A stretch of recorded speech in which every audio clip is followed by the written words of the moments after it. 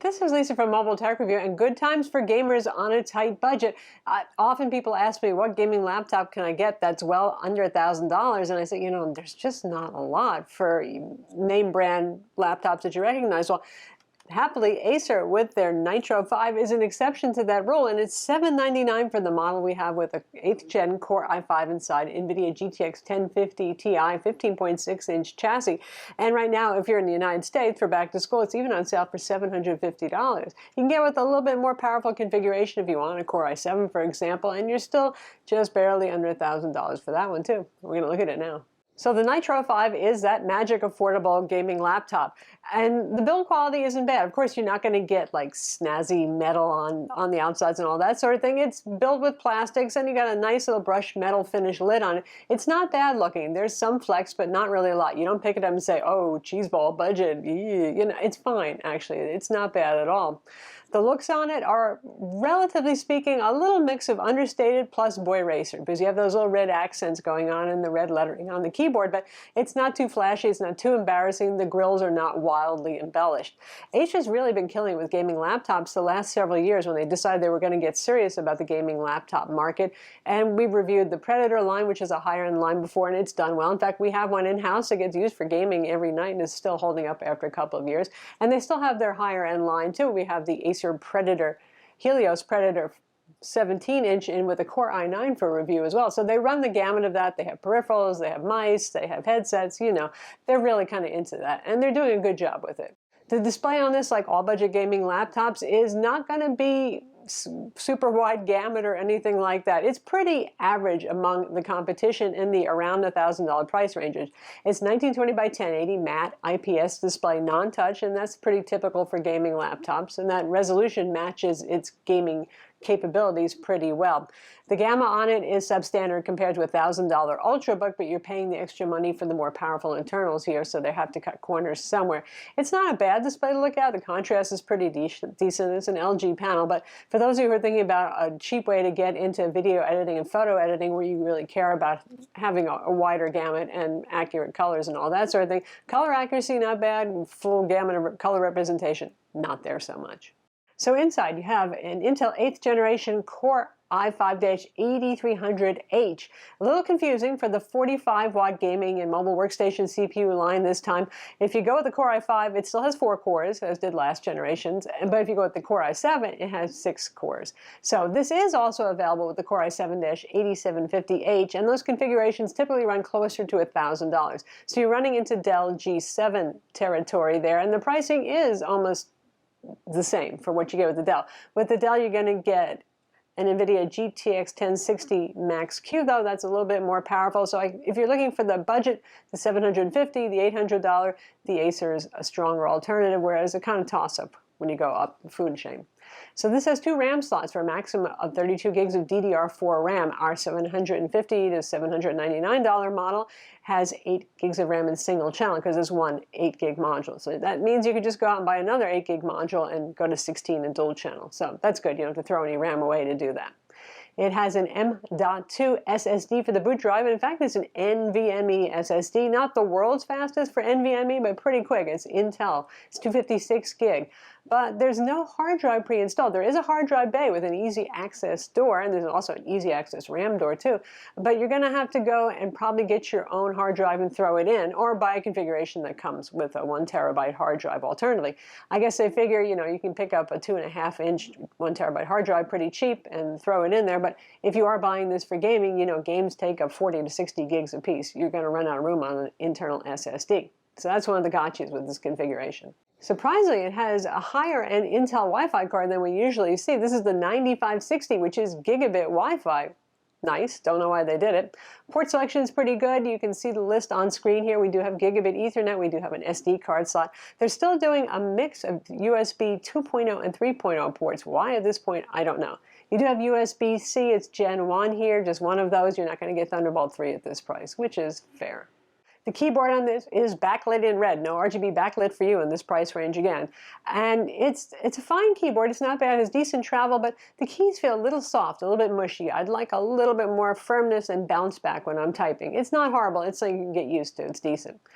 The trackpad is fine except for the clicker. The tracking is good, it's reliable, the two-finger gesture, all that sort of thing is good, but the clicker is so stiff, it's like your thumb is going to dislocate or something like that. I'm exaggerating a little bit, but the bad part is when it's that stiff is you tend to press down really hard with your thumb and then your pointing finger moves and slides, and then you can mess up what you're doing. I don't know what it is. It totally has that budget gaming laptop trackpad feel that, well, budget gaming laptops do tend to have often. By the way, for those of you who are into AMD, there is an AMD Ryzen 5 configuration available with the Radeon RX 560X GPU inside. It's about the same price as the model that we're looking at, around $750 or so. And again, that Core i7 model with just about the same specs otherwise is around $999. Now, you're going to get NVIDIA GTX 1050 Ti with 4 gigabytes of DDR4 VRAM all day, all night. That's the configuration that they offer there. So that's better, obviously, than the 1050. Yeah, it's a little bit extra oomph there, and it's good enough to play your games today. Certainly Fortnite on high, and you can see we have a little demo footage running of that. Battlefield 1, you can play that certainly on medium, even pushing it to high settings and maintain, say, 60 frames per second. And it's a 60 hertz refresh panel, so it doesn't make sense to go beyond that anyway. So it's reasonably capable. You're not going to buy it and say, I can't play any of my games, or they look really bad, you know. It'll be fine. Super future-proof? No, but in this price range, well, we can't expect super future-proof. If you like older games, it's really going to rock. And even with the Core i5 4-core CPU, the performance is pretty good, since most games that is, really rely on the GPU more than the CPU. That's just about as much power as you have with last-gen Core i7-7700 HQ, so that's pretty darn good stuff right there. Also helps keep things a little cooler, and since this is a relatively sort of thin and light design, it's about 5.4 pounds, which is about 2.44 kilograms, about 26.7 millimeters thick or thin, depending on how you look at it. You know, there's not a lot of room for cooling here. We have the usual dual fans inside. We'll take a look at the internals.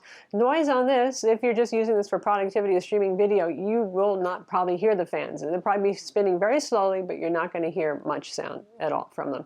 When you're gaming, yes, they will ramp up, but nothing egregious, nothing super loud. Now, Acer has their Nitro Sense, which is sort of like, well, their Predator Sense on the Predator line, and that lets you control the fan speeds if you want. You can leave it on auto, you can set it manually, which is kind of nice to have there. And they have something called Cool Boost, which actually lets the fans run above their normal maximum RPMs, which didn't make a huge difference in temperatures or noise. I don't think it's really going much above the existing RPMs, but playing today's more demanding titles to not so demanding, Fortnite to Battlefield 1, you get the idea. The core temperatures are typically in the low 90s, upper 80s to low 90s centigrade. And by today's standards for Intel 8th generation, that's not bad. So just like a lot of 2017 gaming laptops that tried to be, relatively speaking, sort of thin, sort of light, not boutique thin and light like the Razer Blade 15 or the MSI GS65 Stealth Thin level, but what takes the hit here is the battery. They reduce the battery size, that reduces the weight, that reduces the thickness. So that's the story with this one here, which is still typical of 2018 budget gaming laptops too. So Acer's not alone in doing this, but what it means is, thank God we have NVIDIA Optimus switchable graphics, so it can also run an Intel HD 630 integrated graphics as well when you're doing productivity tasks, streaming video, not playing games, for example, or editing video in Premiere. Still, with a 48 watt-hour battery inside, it's gonna be 4.5 to 5 hour in general runtime for productivity and streaming video, a little maybe Photoshop, that sort of thing, not gaming, and really you want a game plugged in anyway for best performance. It has a 135 watt charger, which is about 1.1 pounds, so what, about half a kilogram or so, typical for a gaming laptop with this level of CPU and GPU inside. So, yeah, it's something to carry around. It's not trivial, certainly, but it's not as big as serious heavy-duty gaming laptops with GTX 1080 at least. What can you say? So next, let's take a look at the internals. So first off, Acer loves little access doors, so you don't have to take the whole bottom cover off, which does involve removing 17 Phillips head screws. So here's one. You just unscrew one screw, you pry this up, plastic door right here, and this is your hard drive bay. We do not have a hard drive in here, but you unscrew the little screws that secure the Mylar cover, and the connector is right here, so it's ready for you to pop in a hard drive if you happen to buy this particular model, which doesn't have a hard drive. It only has a SSD. And under this door, same thing, one screw, pop it up, and then there are your 2 RAM slots with DDR4 RAM. And here again, we have a single 8 gig module in this base model, 2400 megahertz. All right, now we remove the cover. By the way, if you do happen to get one with a hard drive pre-installed, you want to disconnect the hard drive first because that actually stays mounted to the bottom cover.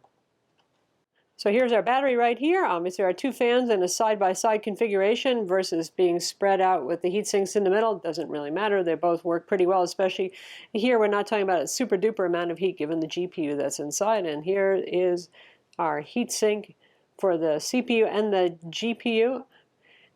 M.2 SSD slot should you want to upgrade to a higher capacity SSD later on. Again, our memory, which was available to you through the access door anyway. Here is our Wi-Fi card, hard drive caddy, and connector right over here. The 2 speakers, decent speakers, by the way, especially given the price of the laptop. They're loud enough to fill a room, and they have some bass presence even, too. So that's the Acer Nitro 5 with its kind of understated, slightly boy racer looks, but really it's pretty darn chill. And for the price, it is really nice. I have to say, if you're looking for the absolute least amount of money you can spend and still get a good NVIDIA 10 series graphics card that can let you play today's games, at least on medium, maybe even high settings at 1080p resolution, and you've got enough horsepower and performance in here so you can do some, heavy lifting tasks in terms of computing too, well, this is it. I'm Lisa from Mobile Tech Review. Be sure to subscribe to our YouTube channel for more cool tech videos, and thumbs up if you like this vid.